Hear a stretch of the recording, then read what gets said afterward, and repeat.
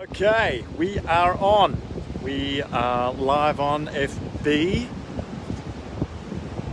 Hello to, we got a breeze as well. But hello to all living things. Tommy G here, and what can I say about the weather? It's just ridiculous. Today we're going to hit 25. It's actually warm on the beach. It's not even crisp, and there are people out, which is great, lapping up the coastline.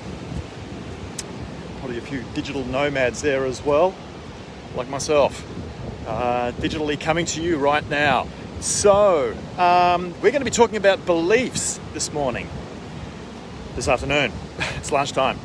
So I'm taking my lunch break, and I've got someone rolling up at the home office in about 20 minutes. So we're going to run tight for time. But I wanted to jump on because it is a beautiful day, and I've sort of been thinking about some stuff. Go figure.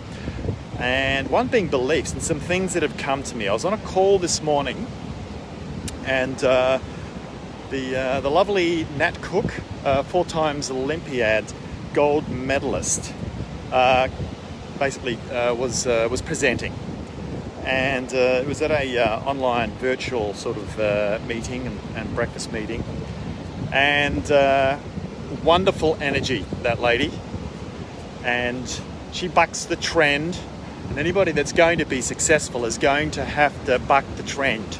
You can't do it walking with the rest of the sheep. You have to break from the pack and go into the blackness, into the darkness, into the unknown, into the will this work or won't it sphere.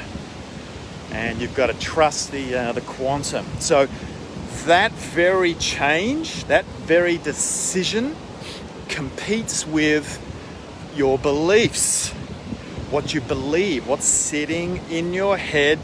I know I say it many times, but God damn it, it's where it is. It's sitting, in a part of the reptilian brain, survival, in the amygdala.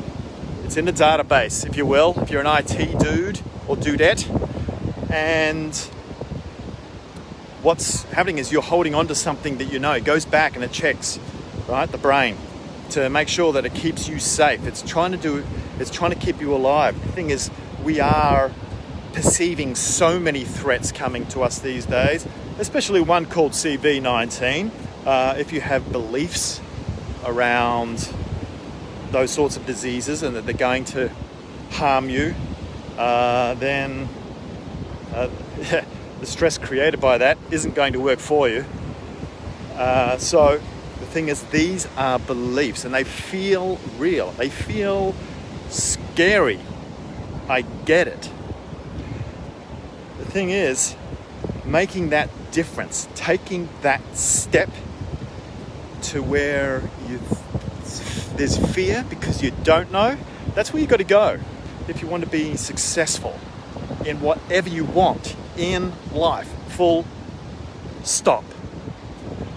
So let's then go around on the beliefs, and it's funny, because I have executives and leaders that will come to me for what they want versus what they actually need, because they will, usually it's, I've got to get fit. A friend of mine, there was an issue and he's no longer with us, or she's no longer with us. Some fear is actually driving them towards me, a perceived fear, a lot of the time. Sometimes it's the guy, and I've had one, in fact, it was my best client with formidable results, that was kind enough to give me a pretty big rap on a video testimonial. His name's Scott Bradford, and in fact, if you go to biotechexec.net, there's a video interview of Scott partway through my program. But he came to optimize. Most come to me because they want to get away from something they think may happen to them, right? More seriously. And so they think they're coming to lose weight. They think they're coming to get fit. They are lacking sleep and think that a sleep apnea machine will fix them. No. That's not where it ends up. Guess where it all ends up? When we're talking about eating, moving, and sleeping, those things are connected. And you need to get them all right to form that health tripod, as I call it. You need at least those 3 legs for your human, right? Because we are more than just meat. There's something inside the meat. It's called a soul. And as Paul Chek puts it, the matter wrapped around the soul is your body. And to look after that first, you better be eating, moving, and sleeping proper to keep it functioning well and in balance. You want to make sure the legs are all, sort of like the same size, because if one is too short, it falls over.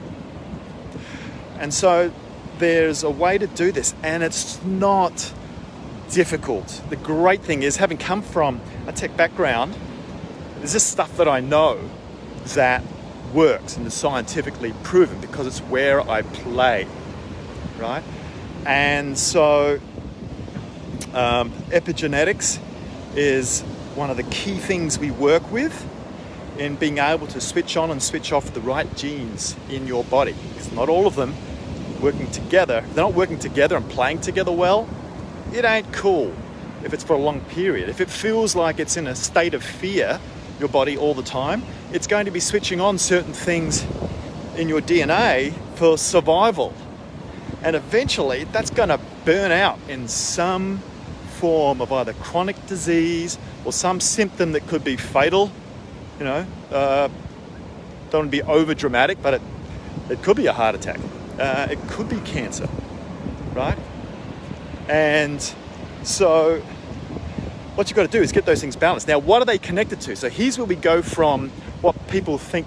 They think they have the solution in their head. Oh, I need to lose weight. Now, that's probably an obvious one these days because there's so much shit food out there and so much bad behavior from an addictive point, filling voids, right, based on emotions, to make you feel good, to numb you out, like alcohol.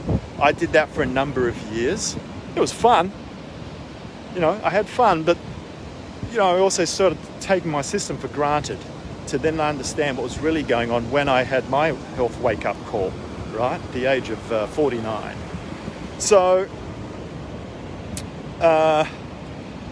these 3 things are connected. Guess what they're connected to? You know how you have the stool is going to be the part that you sit on, the platform on the top, right? Let's use the metaphor that is the brain.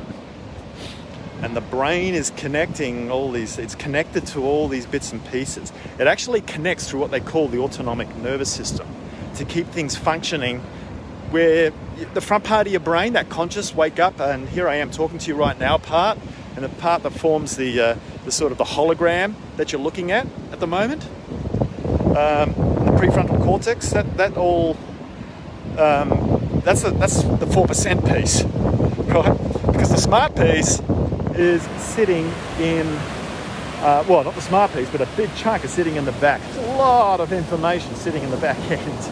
And beliefs live there. History. Beliefs are based on certain experiences and programming and conditioning. I know I say this a lot. Why? Because it really needs to sink in. And people need to understand this. And I recently put some posts about beliefs and in relationships. If you both had the same beliefs, then no one would grow. Well, it's not 100% correct. I mean, I'm doing it within that context that it's okay to have different beliefs in relationships so that you can have the opportunity to grow, but given it's not the only way.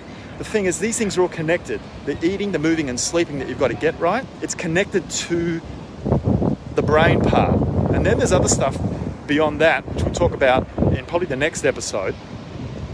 But you want to get those things right and get them balanced. Otherwise the stool falls over. And so with people coming and saying, well, I think I want to lose weight, I want to do this, and yep, why? Start asking why a number of times until we go into a higher level to find out the real reason why. And that becomes the lever point.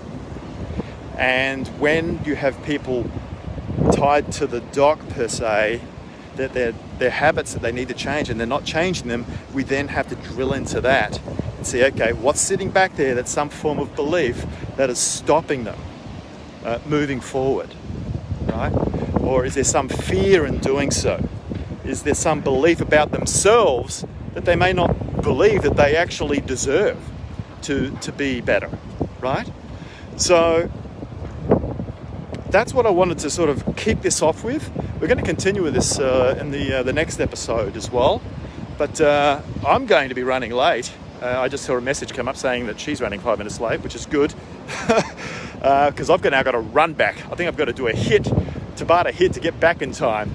But I'm going to leave it there, guys. It's a glorious day here. I hope you're having a good day, evening, night, sleeping well perhaps. And we'll catch you on the next Better Tune In. Take care. See you in the next one. Bye.